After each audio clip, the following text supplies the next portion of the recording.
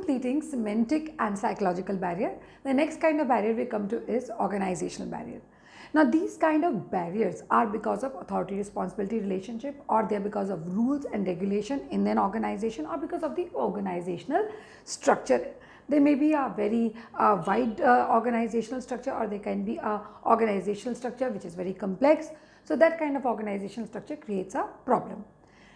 The organizational barrier. The factors related to organization structure, authority relationship, rules and regulation may sometimes act as a barrier to effective communication. The types of communication barrier, first we start with this organizational policy. Organizational policy, what exactly does it mean? See, there is a time when in an organization something is implicit or explicit. That is, it is either implied that you have to understand that this is going to go because it is an organization and this is well understood, this is going to happen, or it may be well written. Either of the ways, whether it is written or you have to understand that it is an interwoven part of the organizational structure, it acts as a barrier because some people do not have clarity about what is happening around. If organizational policy is not supportive to free flow communication, it may hamper effectiveness of communication. Organization policy can be implicit or explicit. Explicit, properly written; implicit means implied. That means it is there, you have to understand. Now that kind of policy, if it hampers the free flow communication, there would be a problem in the organization. For example, in an organization with highly centralized pattern, people may not be encouraged to have free communication. Very well understood. It's an implied thing. Somebody who's a sole proprietor and he says, I would not listen to anybody, whatever I say, the decision making, final decision making is mine. It is implied. You can't do anything about it. It is not written anywhere, but it is an implied way, and this becomes a very big communication barrier. Next comes is rules and regulation. Sometimes the rules are so rigid that following them becomes another barrier to communication. People don't communicate freely. They don't sometimes, come out with the right kind of suggestions, and when they don't come out with the right kind of suggestions, what happens is there's a stoppage or there's a barrier to communication.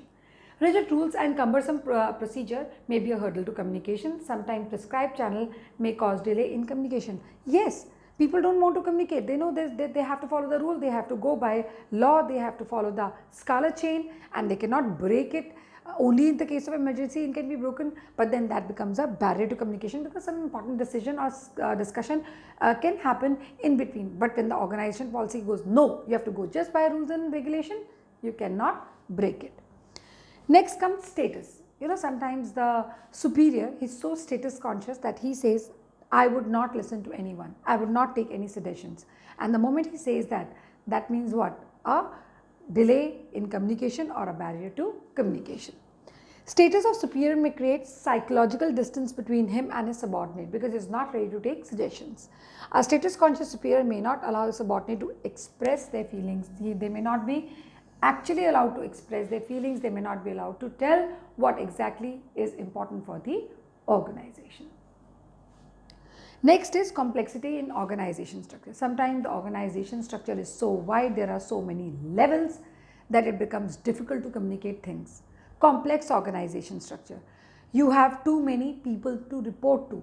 So when the levels become more, what happens is communication gets lost in the transmission, and if it is a verbal communication, it gets lost for sure.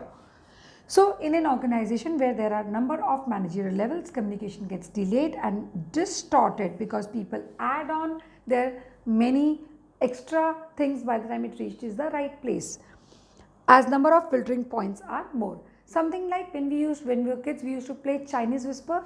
A group of people used to come together and used to whisper into the ear of another person, and by the time it used to go to the last person, the answer used to be different. Similar, when you have too many filtering points, the actual communication is lost. Next is organizational facility. Very important to have.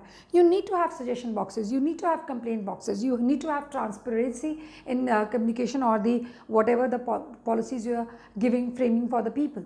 If those things are not clear, there becomes a problem in communicating things to the subordinate. So if facilities for smooth and clear and timely communication are not provided, communication may be hampered, like frequent meetings, suggestion boxes, complaint boxes, social gatherings, transparency in working. These facilities encourage free flow communication, and if these are not there, lack of these facilities may create communication problems. That's very true. That is why many organizations these days, every Saturday, they have a family gathering, so that that kind of a barrier or that kind of superior subordinate kind of relationship can be dissolved and people can speak in a free flow manner. They actually encourage informal communication and grapevine at that time, so that things can become little relaxing and the subordinates are free to speak to their superiors. These are the organizational barrier. Next we come to is personal barrier, and the last type of barrier. So next we come to is personal barrier. Now what are personal barriers? Barriers of sender or receiver. We don't categorize it as superior or subordinate. Any sender, any receiver, if they have problems in the organization, it becomes a personal barrier. I'll give you an example. Suppose this is written, if you see, if this person is out here, he will say this is 6.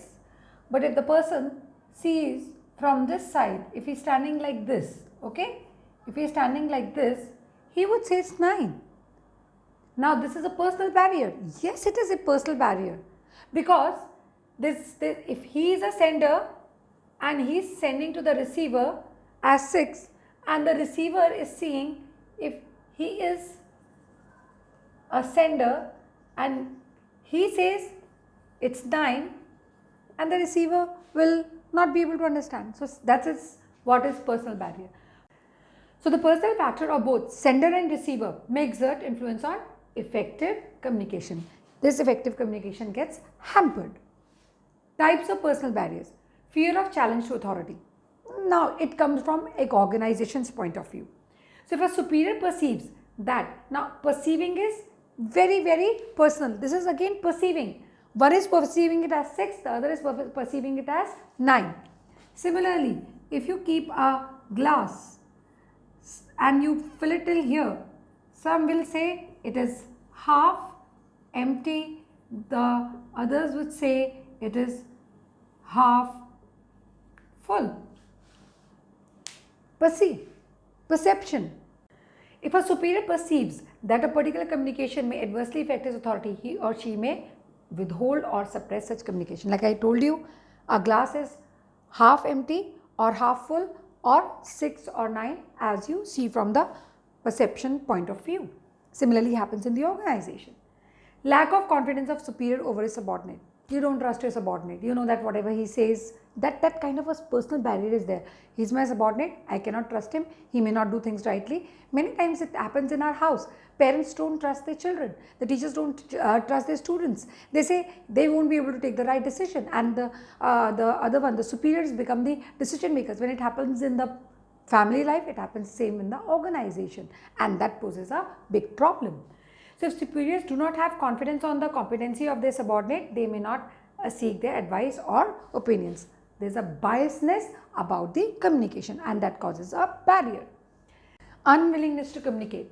Sometimes subordinate may not be prepared to communicate with the superior if they perceive it may adversely affect their interest. Superior is not ready to listen. Even if you speak, it will not make any difference. So now superior is not ready to listen is not superior's problem. It becomes a subordinate's problem. We don't want to communicate with such a person. We know that that person is not going to listen to us. Whatever we suggest, that will be gone in the air. Why should we suggest? Initially it was superior's problem, now it's a subordinate's problem. Personal barrier, either from receiver's side or sender's side. The receiver can also become a sender can also become a receiver, whichever way it is. The subordinates are not willing to communicate. Now, lack of proper incentive. If I know my suggestion is just of no use, I won't get motivated out of it, because you know sometimes when you make suggestion, you put your heart and soul, you do a lot of Reiki, you do a lot of research work, and if that is not accepted, you feel very demoralized and you feel demotivated. So if you know there are no incentive, there is no applaud for that, there is no recognition for that, you may not like to simply communicate. So lack of proper incentive, if there is no motivation or incentive for communication, subordinates may not take initiative to communicate. Example, if there is no reward or appreciation for a good suggestion, the subordinate may not be willing to offer useful suggestions. Sometimes I tell that whenever there's an online class going on, like it's happening at this time of pandemic, you people, what you do is you switch on the your system, whatever the Zoom meeting is there, or whether it is Google Meet is there, or whatever it is, you switch it on and you go off to sleep, because you know there is no incentive about it. Nobody is going to check, and even if we check, what happens? Nothing is going to happen. So that lack of interest and that no incentives makes you do this. So I hope all 4 types of barriers are clear to you. This is what you have in your syllabus this year. The measures to overcome a communication barrier or improve communication barrier is not in your syllabus. So I hope you enjoy doing this chapter of directing. Have a good time. Ta-da!